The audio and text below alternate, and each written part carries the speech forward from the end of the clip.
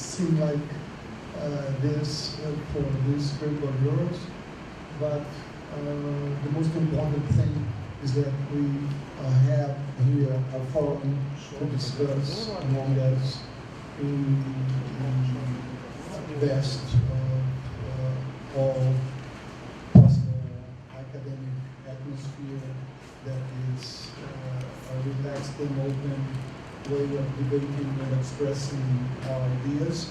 It was one of the goals of this meeting was to have colleagues from different theoretical and disciplinary perspectives, and that we attain this goal. So I'm sure that the discussion will be much more productive and stimulating. And again, on behalf of the National Association of Postgraduate and Graduate in Social Sciences, I would like to thank you again and wish you a pleasant stay. And in the end, we have a final session to discuss, to assess what we have, what we will do here, and see if we have horizons for the future, what else can be done, and discuss further plans and common objectives. One of the main goals of this meeting too was to start to establish relationships among us. We know that the BRICS is a very new geopolitical bloc, and as most geopolitical blocs, it's an invention, and so we have to believe in this invention if we want for it to become true. And we have seen that state actors are being very active. Also, corporate actors too, but we haven't seen many interactions among representatives of the civil society and of the academic world.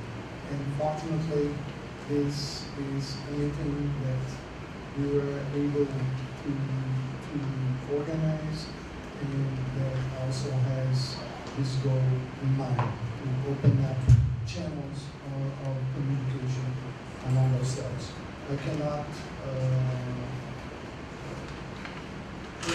finish this introduction without thanking my colleagues from Dwyer, Zdravomyslova, and Borges for all the work they did, and especially Gabriela Rosa and Leandro, who's also writing here, for their very nice and helpful assistance.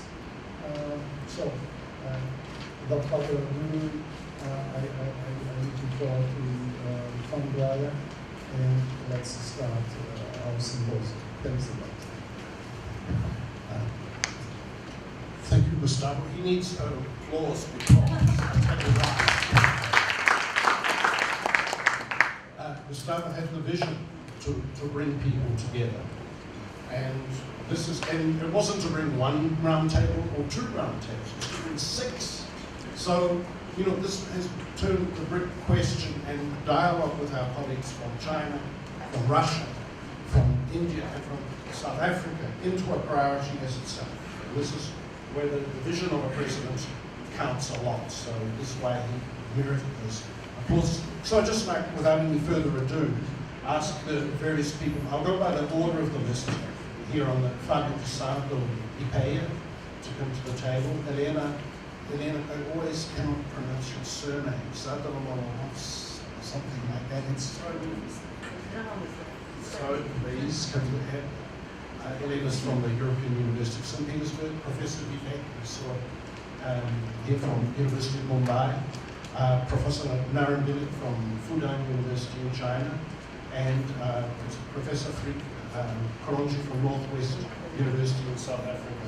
So please come to the table.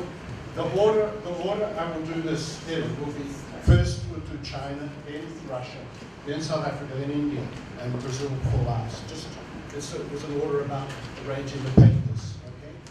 And unfortunately, I mean, we're an intercultural dialogue where we won't understand many things because even though we're all social scientists and we all read the same books, our contexts nationally are so different.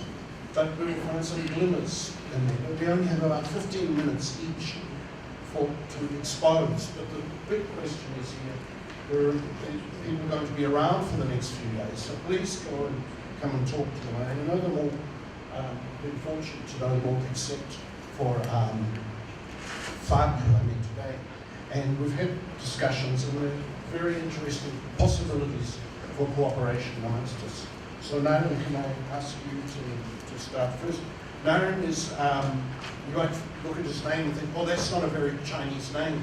Because Naran is not a Han Chinese, he's from Mongolia, so this is the first thing. And he was the first Chinese sociologist who I met who talked about what we call in Brazil alteridade, otherness. And so this was really fascinating because we established a direct dialogue with his work through this. I also have PowerPoint back here, Tom. Can we put it on PowerPoint? Okay, great. So this is supposed to be showing, right?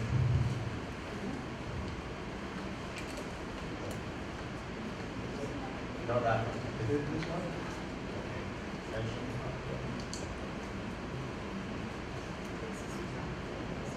Okay, yes. Okay, got it. Thank you. So, the title of my presentation today is From the Minority Point of View, the Dimension for China's National Strategy.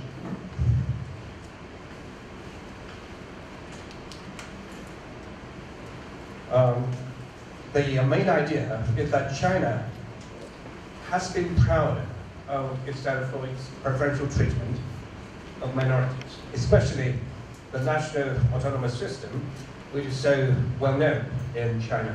However, such preferential policies are now under attack from some nation-building intellectuals. I try to argue that the preferential treatment of minorities in China is still justified if we take into account of justice, ethics, and subjectivity. I also argue that history tells us that instead of homogeneous entity, modern China is an intersection of multiple boundaries of different cultures, languages, and ethnicities. Okay. New China has established national autonomous system for more than a half century. As a result, 55 minority nationalities or national minorities have been identified, or in some cases, reconfirmed. Minority population traced from 6% to 8% of the total population.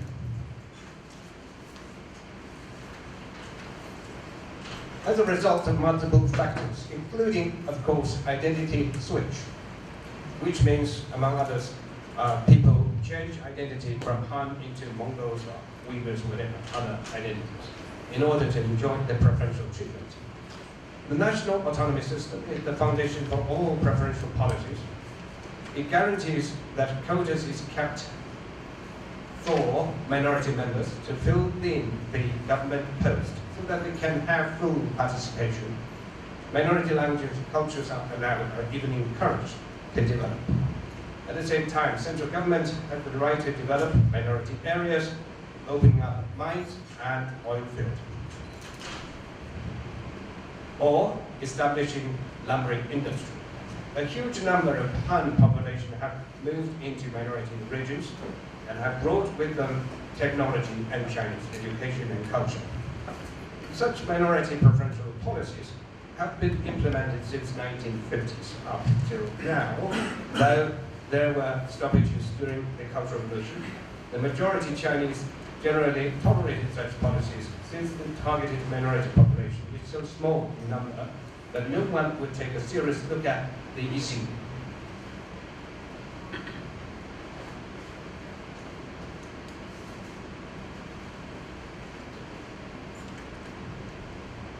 However, since the opening up, and especially since China has developed into an economic superpower, nationalism has also surged. Nation building elites feel the need of having a spiritual and moral support strong enough to match the state's economic might. Several forces combine to challenge such preferential treatment of minorities. First, marketization prefers equal opportunity for individuals and groups, not based on cultural whatever preferences. Second, high-speed economic development draws nationalism for spiritual support. Third, reconfiguration of geopolitics demands national security, and politicians tend to regard minority issues as a threat or a burden.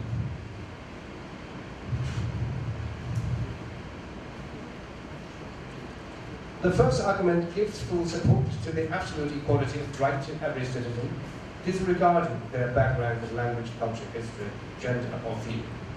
Despite the fact that people who hold such views would also embrace China exclusionist view, the saying that China's culture and history makes it too special to be included in the list of free nations. Statism cum nationalism is their core ideology, and they have a reservation for holding such a view. When the interest of the state is at issue, nothing should prevent the Leviathan from suppressing anything or anyone that threatens its rightful execution of duties. But the national interest or the interest of the state overrides all, is the principle. Actually, this version of the statist view is quite nationalistic, considering the historical encounters between China and the West. National humiliation is remembered in both the official and folk discourses, solidifying the nationalist foundation for the unity of the whole nation. In folk knowledge, foreigners are usually defined by languages, cultures, and oftentimes phenotypical appearance. It seems natural that minorities can easily be categorized as semi-foreigners. Analogically, since they also speak a different language, have a